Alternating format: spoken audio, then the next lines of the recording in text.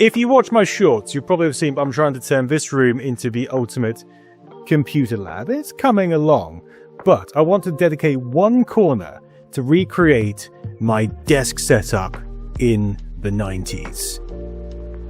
Yeah. So this is my bedroom setup circa 95, 96. You can see very traditional 90s pine furniture and the pattern curtains and the like, and that is what I want to reproduce but in a better way here. But at the moment it's just filled with desk packaging, so first we need to set this desk up. So this video is sponsored by Vernal. Now Vernal comes from the Latin word meaning of spring. They believe in creating a gentle, natural invitation to rest, focus and do your best work with their furniture. And I'm going to need that to make sure that my dos-auto-exec.bat and config.sys files are on point. I've chosen their Core 3 L-shaped standing desk in glorious walnut finish here. The Core 3 performance is independently verified by SGS, TUV Rhineland and UL. This thing can take a 180 kilogram load capacity, has an anti-collision system and 3 height presets. I've also chosen a few accessories including their CPU holder, desk drawer, desk shelf, cable management tray and filing cabinet for that true 90s feel. With a range of sizes, colours and prices starting at $429.99, click the link in the description and use my discount code to get an extra 6% off. Right, let's get on with making this setup possible. That setup is looking epic. Okay, so I know what you're thinking. What sort of an absolute dweeb takes pictures of their desk setup at the age of 13? That dweeb is me. I've actually got some more pictures of it in these photo albums. This one's a slightly different angle. You can see my TV just peeping out the left-hand side there. But I've got pictures of my old consoles, I've got pictures of my desk going through the ages like I was keeping some sort of routine log of the situation. But I think my love of desks runs quite deep. It started with The Detective's Handbook by Usborne, which I got when I was very young, and there you go, inside you can see a picture of Detective Dodd's desk there, looking very nice. He's got recent crimes there, he's got a lamp, he's got a telephone, he's got everything he needs in a small space. And that's something that really appeals to me. So when I got my first real pine desk, it was sensational. I set it up just how I wanted it. But desks of this era really were not geared up for the task. They couldn't sustain a massive desktop unit and a CRT and speakers. It left you with very little space. But I also know what else you're thinking. This new desk looks nothing like this original 90s desk, and that's a good thing. I don't want to recreate this cramped, crappy MDF desk in its entirety, I just want this vibe. And the reason it's L-shaped is because that's what I was always going for. I wanted it wrapped around me like some sort of communications office. That's what I'm going for. Let's go. So what I need to find around here is a nice desktop computer, or at least a computer of the era that we can make into something nice. This is the one I was hoping to use. This is a Compact Pro Linear 486 DX4100 machine. It's perfect power, but if you have a salt lamp and it's in a high moisture area, it will start to leak and it'll corrode the crap out of the computer. So I need to take this apart and sort this out. I don't want a computer which is too good. I want something that's representative of the era, you know, the Socket 7 era when games were getting really good, like Quake was coming out and 3D was coming out. I found a Mitsubishi Apricot MS540, which is a Pentium of some descriptions. It's a bit... it doesn't look like a proper PC, do you know what I mean? It's a bit rounded. It's kind of doing its own thing. Down here I've got loads of tower units, and a tower unit might work, but it doesn't have the same vibe as a desktop unit. Tiny computer. Yes, it's not tiny. Let's have a... whoa, what's this? what we have here. This is a socket 4, so this is might be an overdrive. This might be okay.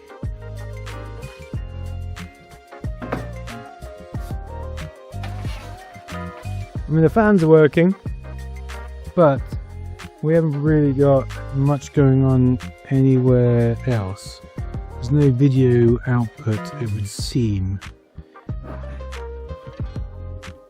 An alternative. Very noisy, but it sounds better. Slight progress. So this is a socket 7 machine, which is ideal.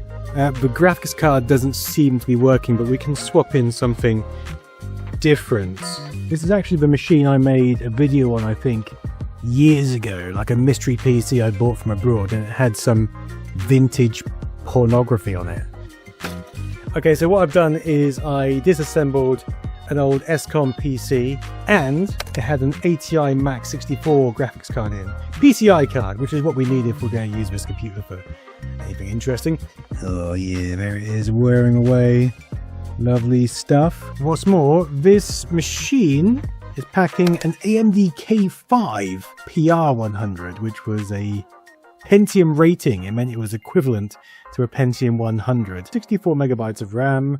This computer is in Hungarian, which would be fine if it was a newer operating system, but Windows 95 didn't let you change language on the fly. You had to buy an entirely new version of Windows 95. In order to get this to a usable situation, I'm going to have to upgrade it to Windows 98, I think, which is a better operating system, but I don't really want to lose this Hungarianness.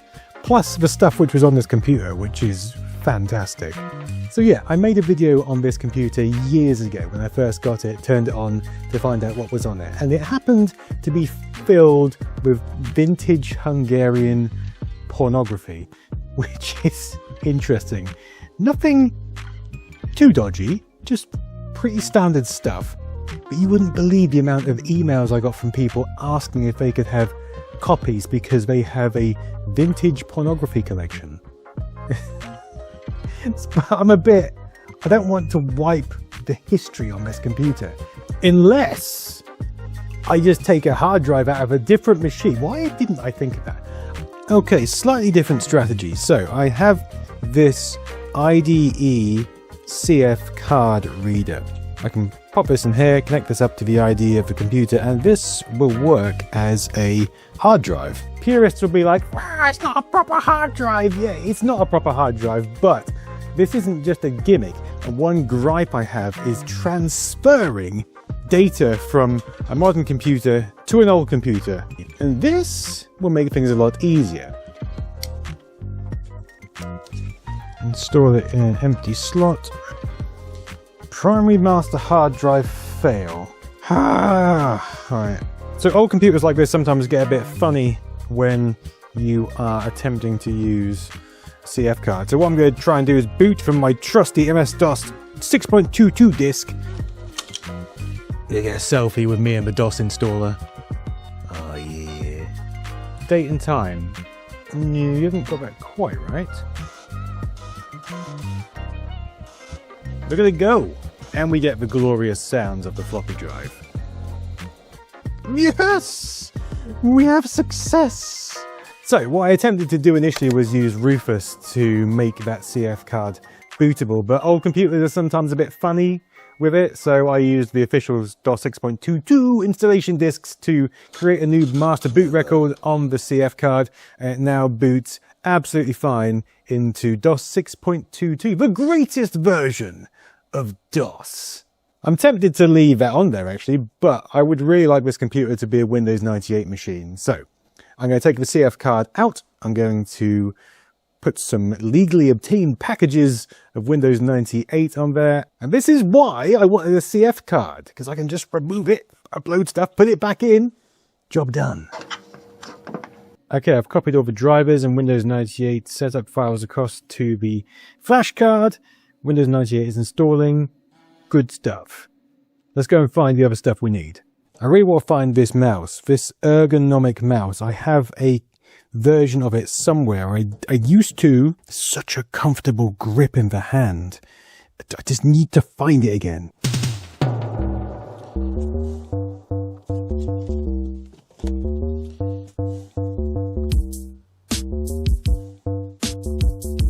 You know, sometimes I get into a kind of frenzied video mode. I've got to make a video, I've got to make a video. And those videos never turn out as good as I want them to be. And it's easy to forget that this is fun. If you just slow down, even if you can't find what you want, like look, the Usborne Supernatural World Guidebook, I could just sit down on the floor and happily read this again. Slow down, enjoy yourself. And then it doesn't even matter if the video is good or not because you've enjoyed the process. Oh, I am not having fun. Have fun, look around. Wee, this is fun. Let's look for something. Wee. Oh, look, it's not in here. What a crock of shit. Oh, the most haunted house in the world. This is about Borley Rectory. It's just stuff everywhere. Oh, I love Borley Rectory. I need a mouse, I need a proper keyboard, I need lamp decorations, ghostly vampire, an African elephant spirit. I need all the things. In the 90s, there was a program called The Fast Show, and there was a sketch in that where a wife sends out her husband to get some stuff from the shop, and he comes back with completely different stuff. That's what I think we are. It's like, did you get the mouse? No, but I got a monetidy display stand, and a beaten up Kindle, and my second book. Oh, and the Lego Technic Control Center. Okay, how about this for a substitute? If I can get it out.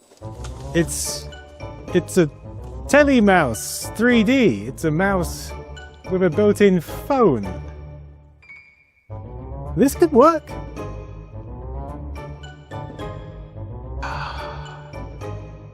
I need to sort this out. But this is cool. This will be a good accessory.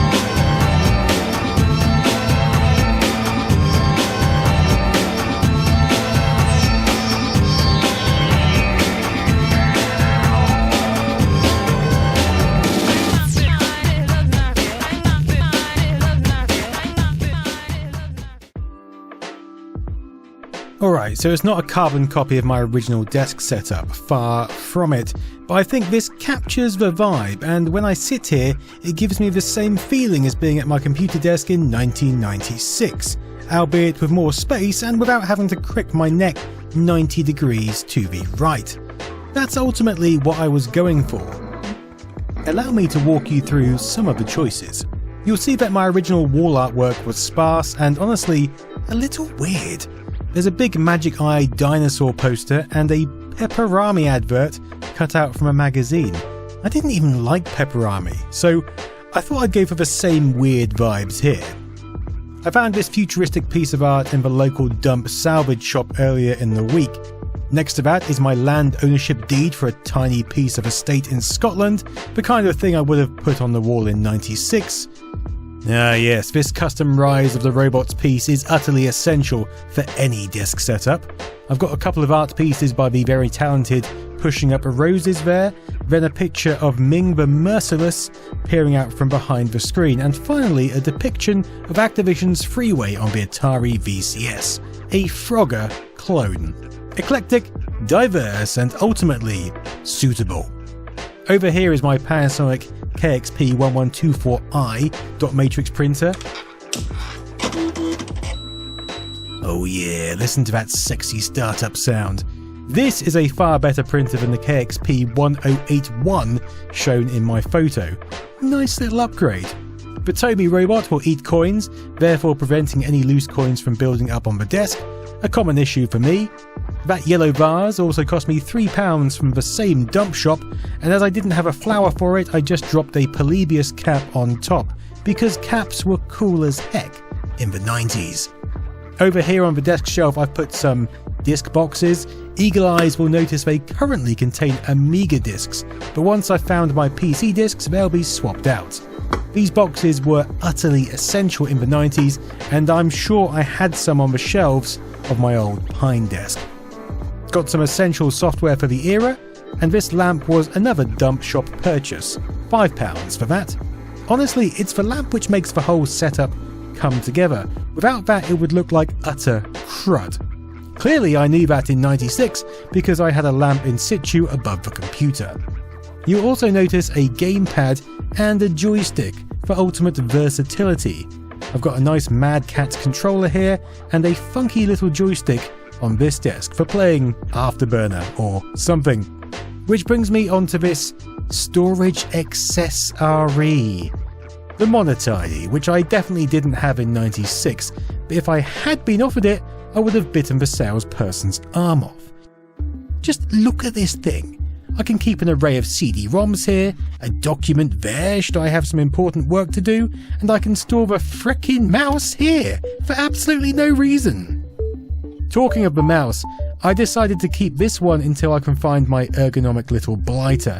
It does the job, and I've paired it with the legendary Microsoft Natural keyboard, which feels anything except natural. But it was all the rage in the 90s. I also swapped those speakers out for this Mercury pair. They have a better sound and they just fit better with this machine. Talking of the machine, everything is working fine. Sound, video, plus because the original hard drive is still connected up to the secondary IDE, those vintage photos are still very much accessible should anyone want to email me and plead for their general release. For reference, I won't be sending these to anyone because that feels a little weird and probably violates some sort of international treaty somewhere. But before I sign this off as my go-to machine going forward, I wanted to ask a professional who maybe knows a thing or two about desk and studio setups. So I turned to the excellent Sara Dietschy. Well, hey, hi, hello, how are you? It feels wrong to even think that I have the authority to review this setup. It is perfect. I think we have fallen so far. The fact that that computer has built-in storage on the actual computer. I mean, those CDs, the little ledge for the mouse, can you imagine if modern day computers, if I just on my studio display had some ledges, some storage for maybe some SSD drives or something like that? Like, is that what we're missing in our world? Is that why we're so boring right now? We're missing a ledge for our computer mouse? That setup is looking epic. My personal childhood setup was a little different. It was a Dell. You got a Dell, dude? Remember those advertisements? Dude, you're getting a Dell. Man, it was my dad's hand-me-down computer, and just something about that machine was so special. Looking back now, I feel like it was just like a conduit for joy. I played so much Spider Solitaire and Roller Coaster Tycoon on that thing. There was no social media, there was no work to be done on it. I just feel like, I don't know, we got to live in this like very special time where the computer was really something special. Because it's weird, now computers are so good, are so powerful. There's no not a part in me that wants to go back to the old times because I can churn through 4K footage without having to make proxies on my laptop now. So it makes my work so much easier. But man, you know, watching a video like this, it does make you think, are we missing out on some of the joys of what a computer is? You know, I got the old Macintosh back there. Man, thanks for bringing the nostalgia. Once again, I'd like to thank Vernal for sponsoring this video. It would obviously have not been possible without their help. And although I didn't make use of a CPU holder for this particular build, rest assured that it can hold even the biggest of 90s tower units.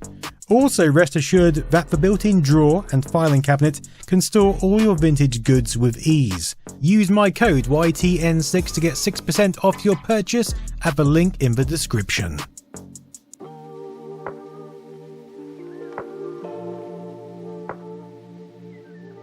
Oh, I almost forgot, the chair. I do have this kneeling chair, and nothing is more 90s than one of those.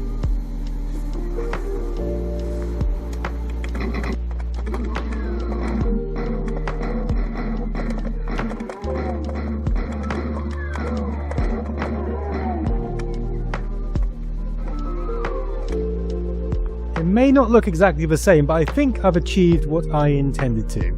And I'm pretty happy with that. Expect to see this a lot more in future videos. Until next time, I've been Nostalgia Nerd. Toodaloo.